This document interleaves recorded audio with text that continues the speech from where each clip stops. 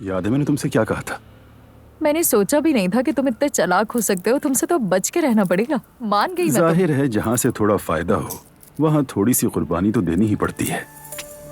ऐसे ही है। अरे हाँ, उस खातून का नाम मरियम था ना? हाँ मरियम।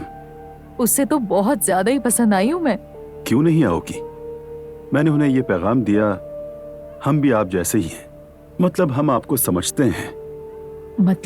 मतलब ये कि जब ज़ैनब उन्हें नीचा दिखाएगी तो मैं उन्हें गले लगा चुका हूँगा और फिर देखना काम खुद ही चल कर आएगा।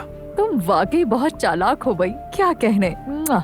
ज़ैनब तो बस ऐसे ही मुंह लटका कर फिरती रहे, कसम से बता रहा हूँ, उसके पास तो अक्ल ही नहीं है। अरे हाँ, सच बताऊं तो वो औरत मुझे वाकई रूखी फीकी लगी है। तुमने उसके साथ इतने साल कैसे गुजार लिए? अरे जाने मन छोड़ो, वो सब पुरानी बातें हो गई हैं। मैंने तुम्हें ढूंढ लिया। क्या खूबसूरत जोड़ी है हमारी। हाँ ये तो है। अच्छा चलो अब मैं चलता हूँ। तुम कहाँ चल दिए सुबह सुबह? मैं जरा जाकर ज़ैनब से मिलूं, उसका अंदाजा भी तो लगाना है। चलो चलता हूँ मैं। उसे पहचानना इतना आसान भी नहीं है, जाहिल औरत। शदीद बीमार है, वाकई ये तो ज़हनी तौर पर बीमार है। ऐसे ही लोग होते हैं जो अमीरों के दुश्मन होते हैं। वाकई? हाँ, ये वही लोग हैं जो अपने दिमाग का सही इस्तेमाल नहीं करते। उसने जर्रा बराबर भी नहीं सोचा कि उसकी बेटी अच्छी जगह जा रही है। बिल्कुल नहीं सोचा, बल्कि 5 दिन से मुंह लटकाए हुए बैठी है। अरे मुझे एक बात बताओ, मैं कल रात से सोच रही हूँ, वो जो तुम्हारी एक्स वाइफ है वो शुरू से ही ऐसी है या फिर तलाक के बाद ऐसी हो गई?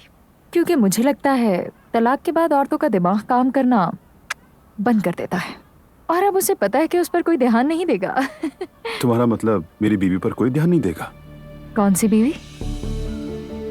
ये क्या कह रहे हो रेहान? वो जो औरत है मेरे बच्चों की माँ है ईमान।